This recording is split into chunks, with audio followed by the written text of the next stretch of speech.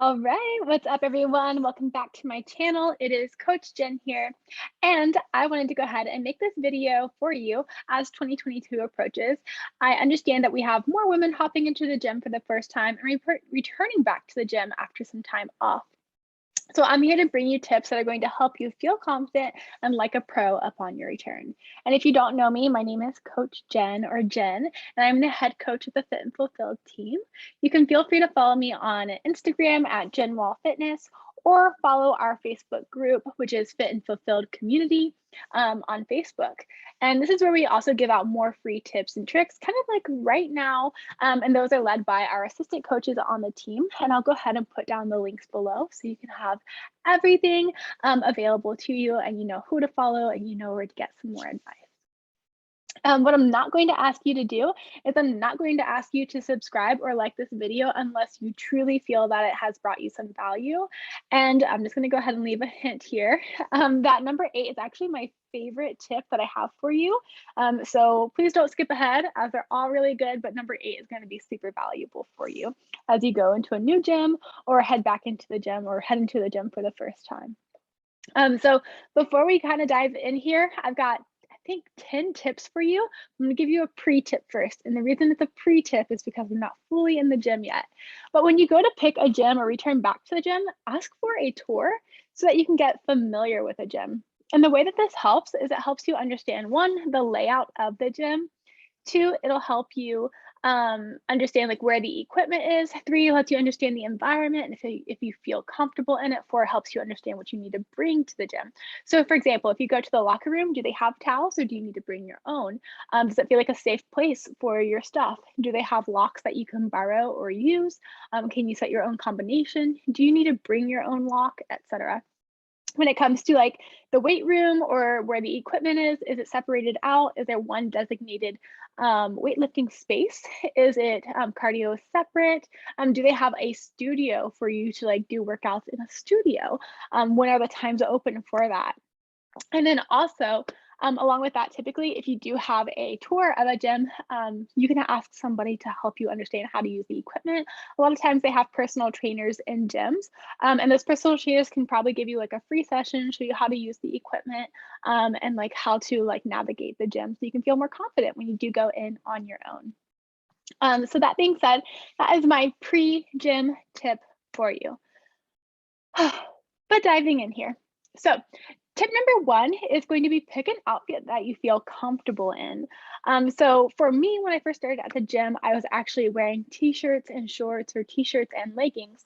But now I actually feel most comfortable wearing like a sweatshirt or a sports bra. Reason for that is I don't actually like wearing t-shirts because they kind of like get all bunched up under here and that's like not comfortable. I'm always like picking and tugging and I just don't like it. So I wear sweatshirts and sports bras, but for you, you need to wear something that you feel comfortable in. Try not wearing things that you're going to have to pull at or tug at in order to keep into place because that's not comfortable and you won't feel comfortable being at the gym if you're constantly having to do that. And then if it's something that like your Fitspo wears or an influencer wears, just because they wear it doesn't mean you have to wear it. Most people in the gym are not treating it like it's a fashion show. But if you're somebody who does feel better when you're wearing some like nice gear and really good outfits, then by all means do that for yourself. That way you do feel more comfortable. And if you're somebody who prefers to kind of be a little bit more low key, you don't want people looking at you, maybe go toward like more dark colors. So maybe more like black or neutral colors versus wearing like neon colors, which tends to be a lot of a lot of the vibes whenever you're wearing workout clothes. So those are my big tips for you. For tip number 1, pick an outfit that you feel comfortable in. Number 2, have a workout planned and ready to go. So bring in your phone, use the notes app on your phone.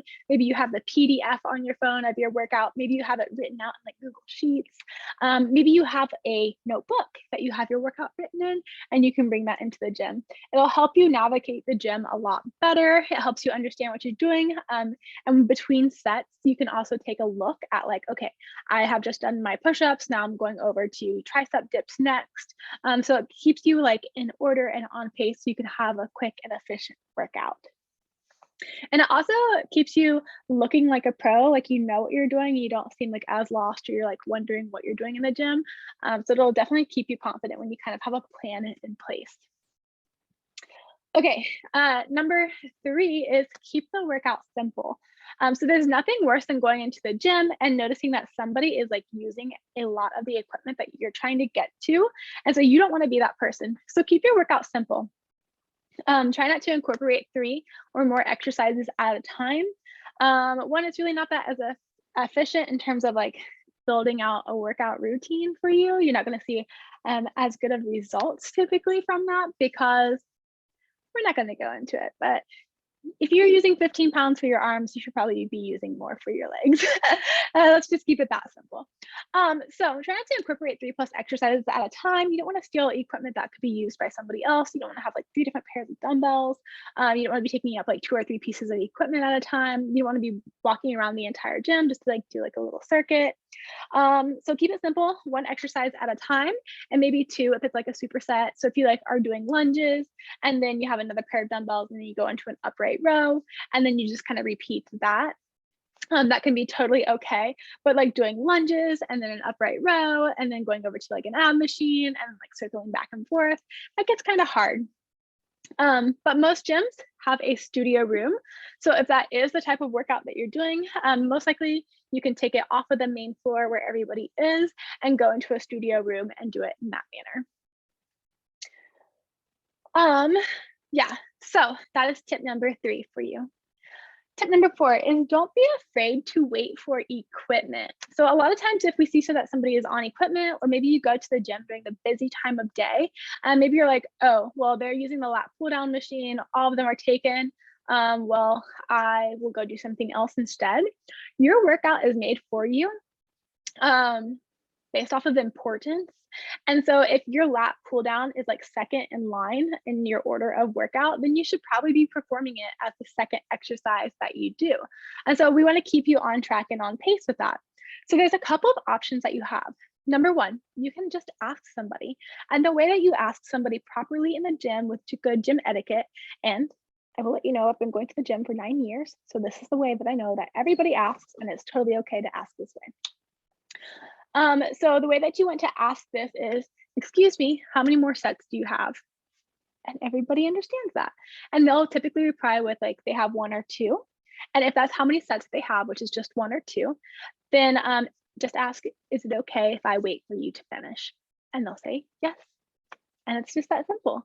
And if they decide that it's okay for you to wait to finish, then what you want to do is just take a few steps back and then just kind of like, I'll show you.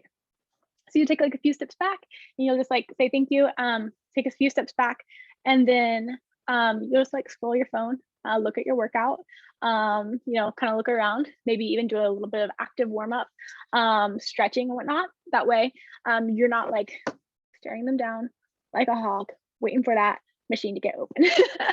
Nobody wants that, okay? They said you could wait, but it didn't say you could stare them down. So that is how you wait for the machine. Typically, it takes probably like 3 to 5 minutes because to do an exercise, it usually takes about 45 seconds to 60 seconds, which is a minute. Then probably 2 minutes rest, so that's 3 minutes. If they're taking a little bit longer, it might take 5 minutes. That's totally okay. If they say instead that they have like 3 or 4 sets to do, or they just got started, that's what you hear a lot. I just got started, which probably means that they're going to do, squats, and then they're probably going to do maybe some barbell rows or some overhead press or whatever it is for that machine that you're waiting on, especially inside a squat rack. You can hear I just got started with that a lot. What you want to do is just go to the next person and ask them, and they'll typically say like I have 1 or 2 sets left or whatever it is, and they understand because you asked the first person that you're probably going to ask them, and they understand that you would think that it's really important to like use the machine. So they're going to be totally understanding. No worries. If the first one doesn't work out, go on to the second. And that's it. So that is tip number 4 for you. Okay. Now, if you're somebody who is trying not to be bothered at the gym, you're trying to stay in your own lane, you don't want people looking at you, you don't want people talking to you, you don't want people coming up to you with unsolicited advice, here's what you're going to do. Grab yourself a baseball cap, stick it on, and then grab yourself some headphones. stick them in. And what you're going to do there is be left alone. Reason for that is it just kind of keeps you focused, kind of keeps you zoned in. Everybody knows that you're trying to be discreet, and they know that you don't want to really be talked to. Especially when it comes to guys. If you're a female on the weight room floor, sometimes you might get guys looking at you because it's not common that we're there. Okay, we're a rare breed. But if you don't want guys like talking to you, I've heard from guys specifically, and believe me, I don't have guys coming up to me a lot at the gym, maybe because I look a little intimidating. I don't know. But I heard from guys that it's proper gym etiquette for them to follow, that they won't bother you when you have your hat on and when you have your headphones in. Reason for this is they have to try harder to get your attention, and nobody, especially guys who can also be a little insecure, nobody wants to draw attention to themselves when they're talking to a woman or trying to hit on a woman. Nobody wants to draw attention to themselves when they're getting like unsolicited advice, unless maybe they're a meathead and they really just don't care. You know, people are like that. But anyway, if you want to kind of stay in your own lane, mind your own business, hat on, headphones in, you're good to go. Okay, tip number 6, start with lighter weight. If you're new to the gym or returning back to the gym, don't try to go hard and heavy too fast. By doing this, you're going to induce or onset muscle soreness. And if you onset too much muscle soreness, then it's just not going to feel good. You're going to be in pain. You're not going to want to go back to the gym super fast. Like, none of that. Nobody wants to be like sore for days. So start out with lighter weight. If you are somebody who knows that you used to be able to squat like 150 pounds and you haven't been in the gym in a while, that's totally okay. Start with 75 pounds. See how you feel. Go with 95 pounds, then 100 as the weeks go on. We don't want you to jump back into the gym trying to squat. You used to do 150, now you're just going to do 135 because that used to be like a warm up for you. No ego lifting. It's totally okay. Everybody is at the gym to focus on themselves. Nobody's watching you. Nobody knows your story. Nobody knows what you used to be able to lift. Nobody's judging. Okay, start with lighter weight. Okay, number 7, especially if you're somebody new, you're somebody returning back to the gym, maybe you've fallen out of the habit of going, maybe you've never had the habit of going before. Be consistent. Never skip twice. Showing up consistently will help you to learn and make more progress faster. So for me, I've got a rule on our coaching team. We never miss a Monday. It's a personal rule of mine. It's a rule for the clients, not necessarily a rule, but something that we as a team like to embrace, that we never miss a Monday because it starts us out on the week strong. So if you're somebody who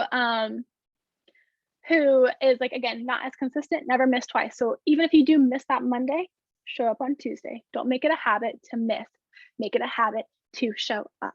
The more we show up, the faster we make progress. And it's because we have more practice in place. Okay, so you're only going to get better through more practice. And even, listen to this, even if you cannot do a full workout, at least showing up to the gym to like walk on the treadmill to get some movement in, especially now that it's winter right now, that can be super helpful. It's just the consistency of showing up to the gym. Even if you don't feel like it, that's totally okay. Make a commitment to yourself. Say like, hey, I'm so tired. Like, I don't feel like going to the gym. I don't think I have enough energy to lift. It's going to be a really heavy day. Make the promise to at least be like, okay, maybe we won't lift, but at least we'll go in. We'll do our warm up. And if I feel like lifting after that, then I'll do one of the exercises. And if I feel good after that, then I'll go to exercise 2. But make that commitment to show up and at least be consistent and get it in your mind that like, hey, we're showing up for ourselves and we're going to get consistent for ourselves. Okay. That being said, we're on my favorite tip. And this really is my favorite tip because I've been going to the gym for about 9 years now. I've been working in a gym and in the fitness space for about 8 years. I worked at a gym in college when I was still brand new to lifting, still brand new to the idea of fitness. And this is what I noticed. Ask for help.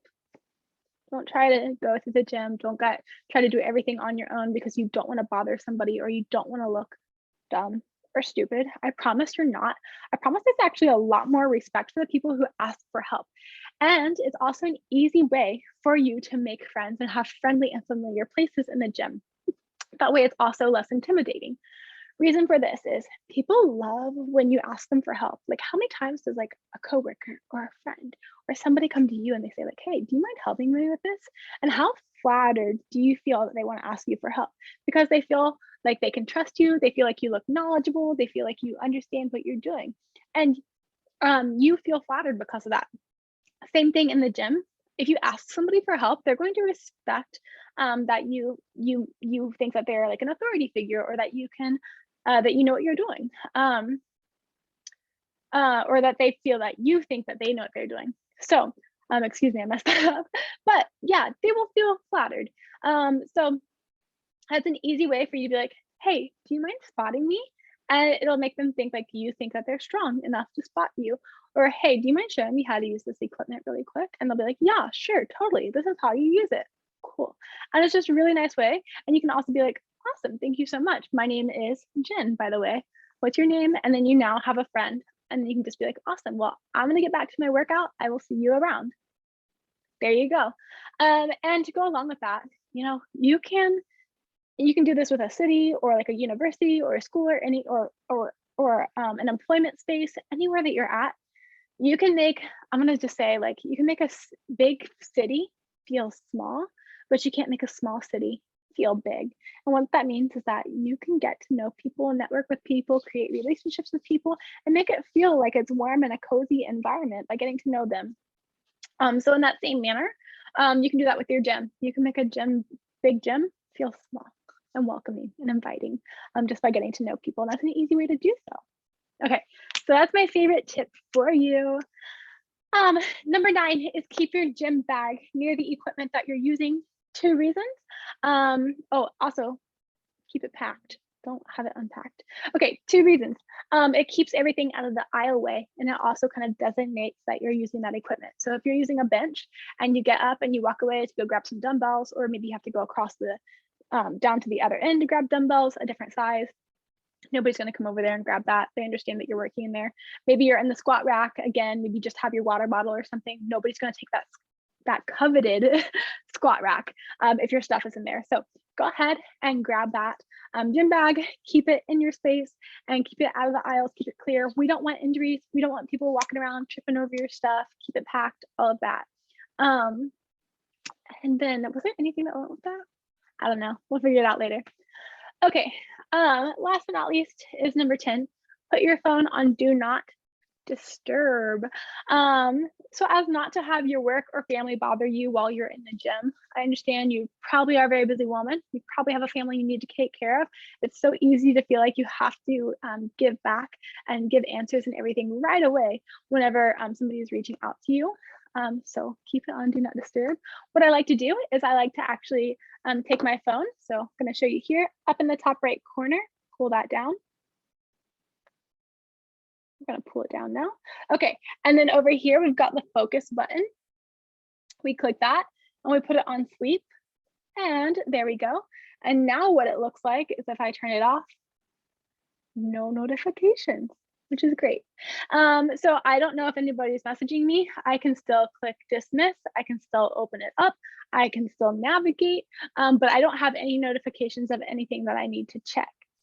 Along with that, I love to pair that do not disturb or that sleep mode with doing my workout early in the morning before I have family or before I have friends or clients or coworkers or other people messaging me, so that I do not feel like I have to be attending something else.